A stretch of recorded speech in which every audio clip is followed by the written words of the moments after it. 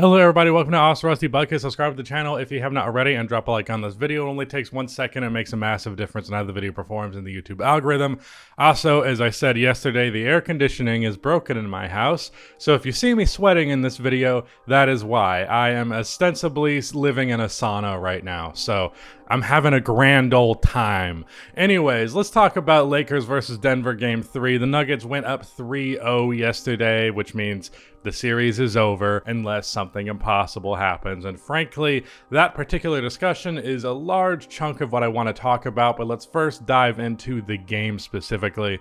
This one was kind of weird because in the first half, Jamal Murray was pretty much single-handedly keeping the Nuggets afloat because pretty much everybody, especially Nikola Jokic in particular, was not really bringing their A game to the table. I'd say Michael Porter Jr. was also cool, but like Jamal Murray scored like 26 in the first half, and otherwise I think the Nuggets would have been down double digits, but they ended up going in the half up like 5 or so. In the second half, Jamal Murray was less amazing. Dennis Schroeder started to play a lot better defense on him, but Nikola Jokic started to get it going, specifically more in the fourth quarter. I think he entered the fourth quarter with like 13 points and finished with like 26.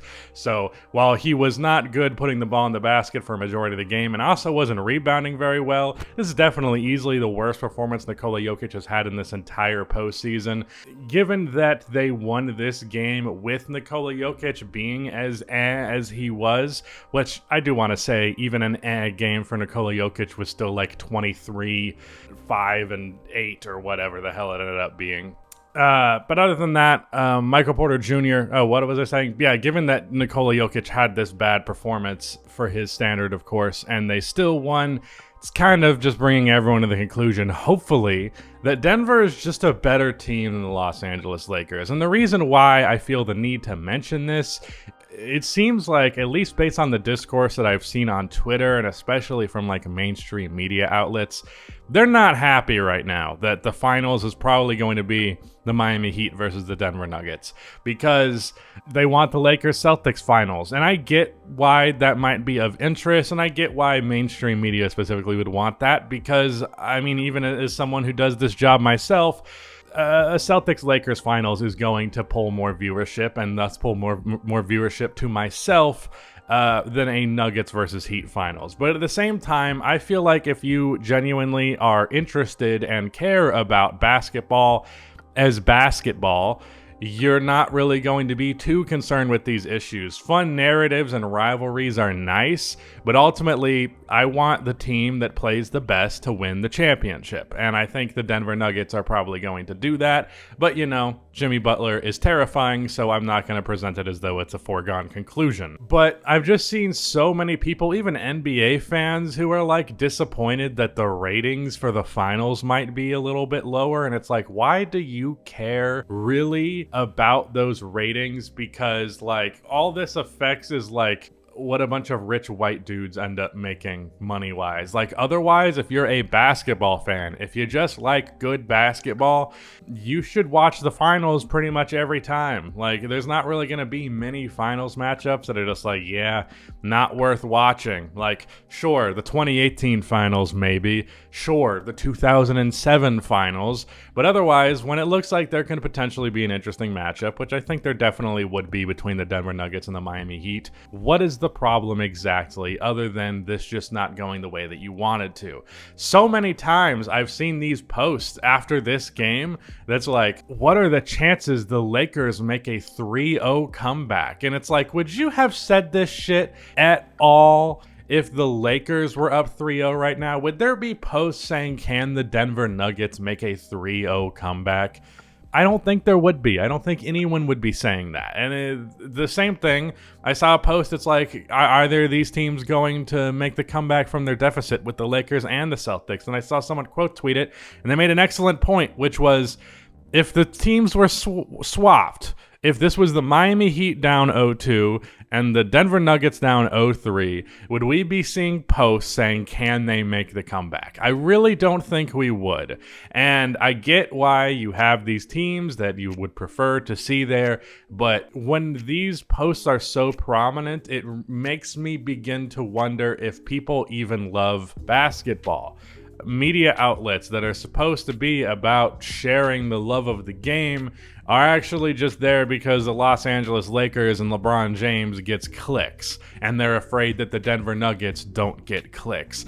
And the thing that's interesting about that, that's always been annoying to me, is that is a self-fulfilling prophecy. Like, the media says, okay, the Denver Nuggets and the Miami Heat, they don't get clicks. But the reason why those teams are not popular among the NBA fan base at large, the reason why this exists is because the media doesn't cover them. If there was an actual fair and balanced coverage of the Denver Nuggets over this last year, there would have been a lot of people actually excited for what's happening right now. Because if you're a basketball fan, you should understand that the Denver Nuggets play beautiful, beautiful basketball. They just simply do. I said in another video that it's like 2014 Spurs-esque how they play. Obviously, it's more predicated on Nikola Jokic specifically as their playmaker, but the principles of ball movement, shooting, everybody gets a piece of the pie, the egalitarian system, it is definitely a thing that is enjoyable basketball if you like basketball. Unless you're just one of those dorks who's all about tween hezzy splash and that's it. Even then you're getting a lot of that with Jamal Murray, but either way, unless you're one of those, you should just, as a basketball fan, enjoy this. And the reason why people are so dumbfounded by the success of the Denver Nuggets, the reason why people seem to believe this is some crazy new thing or some unexpected outcome, is because the media doesn't cover these teams. And I try to push back to this to some extent myself, but I'm only so large, you know, I can't really change the media landscape as much as I would love to, but it's just rather annoying, and I think it's disrespectful to these teams, and I think it's disrespectful to the concept of enjoying basketball to begin with. If you are upset that the Lakers are down 0-3 and you're not a Lakers fan in any capacity, that's just weird to me. Like, you're just upset that a larger franchise, a more popular franchise, isn't in the finals. Why? Really? Why do you care about that more than good basketball? I don't understand, truly, and I never really will. Narratives are a fun part of this game. It's something that I talk about all the time, but it's also secondary to basketball. And I think it's silly when it's treated as otherwise. But as for the series at large, is LA going to pull off an 0-3 comeback? No, they're not. They have looked like the worst team this whole way through. Yes, the Lakers have lost by a somewhat slim margin for most of these games, but regardless of that, that's kind of how all playoff games go.